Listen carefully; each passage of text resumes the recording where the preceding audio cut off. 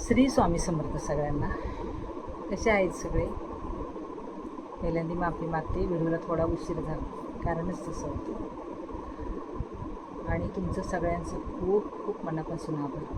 माझ्या यूट्यूब चॅनलला तुम्ही लाईक शेअर करता, त्याच्यामुळे खरंच तुमचे मनापासून धन्यवाद. काही चुकत असेल तर सांगा बरं का, कमेंट्स करून. मला इथं ना अधिक मास ह्या विषयावरती बोलायचं आहे. जास्त काही मी बोलणार नाही. तुम्ही मागचा 15 दिवसाचा जर व्हिडिओ बघितला असेल तर त्याच्यात मी सगळं सांगितले बघा. जावाई लक्ष्मी नारायण मुलगी बोलले बघा मी. हे खूप काय तुम्ही ते स्वागत करता जावायचं मुलीचं, बापरे बापरे बापरे.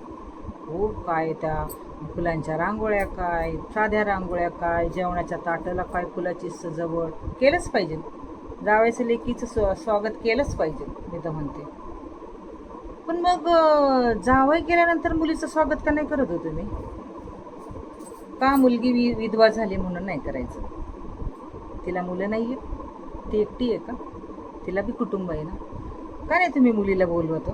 का नाही त्या एकट्या मुलीचं विधवेचं स्वागत का नाही करत? अहो, तुम्ही सावित्रीबाईंची पुस्तकं वाचलीच नाही.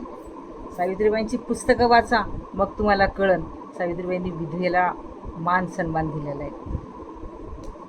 आणि आज तुम्ही तुमच्याच मुलीला वाईट वागणूक देता. खूप वाईट गोष्ट आहे खरंच. असं नाही व्हायला पाहिजे.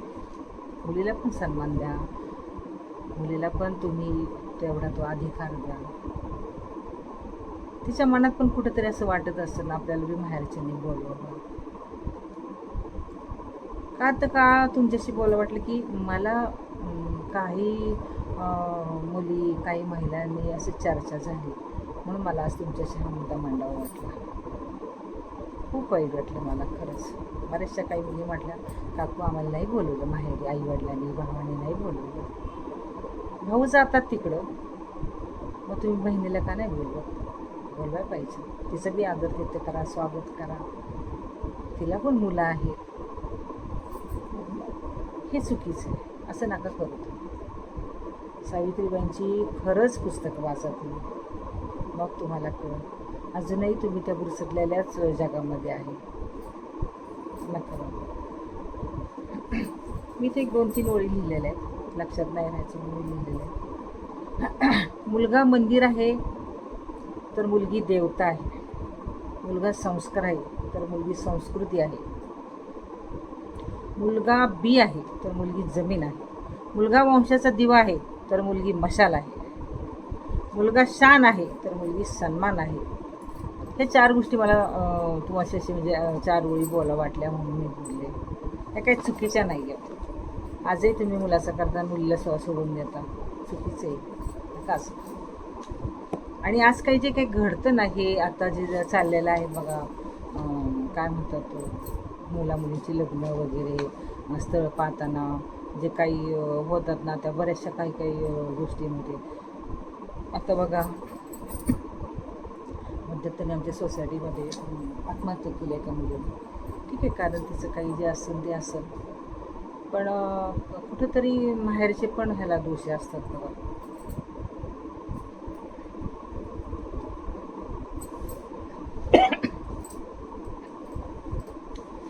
काय होतं बघा, आजकाल आहे ना, आपण म्हणतो मुलींना शिकलंच पाहिजे. चांगल्या गोष्टी आहेत, चांगलं हे शिकलंच पाहिजे. त्या बी त्यांच्या घरात तसंच पुढं त्या पद्धतीने वागतील ना. पण जर माहेरून जर तिला सपोर्ट नाही मिळाला तर ती कुठे जाणार? तिच्या मनात थोडंसं का नाही, आपल्याबरोबर कोणीच नाही आहे. एक तर नवरा गेल्यानंतर तिला माहेरचाच आधार असतो. पण मग ते आईवडील काय सांगतात की नाही तो सुधर, तू राहा तिथंच, आता नाही नंतर सुधर, ठीक आहे.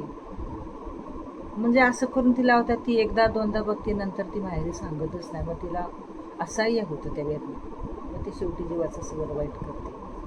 कारण काही असू द्या, पण हे वाईट आहे बाबा. खूप चुकीचं आहे. म्हणजे असं मुलीला पण तेवढाच तुम्ही सन्मान द्या. मुलाला देता, मग मुलीला का नाही देत? या अधिक महिन्यामध्ये मला थोडंसं खूप वाईट वाटलं, म्हणून मला तुमच्याशी बोलावं वाटलं. व्हिडिओ कसा वाटला, काय वाटला मला तुम्ही सांगा कमेंट्स करून.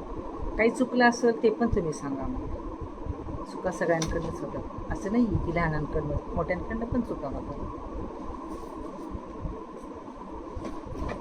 श्री स्वामी समर्थ सगळ्यांना.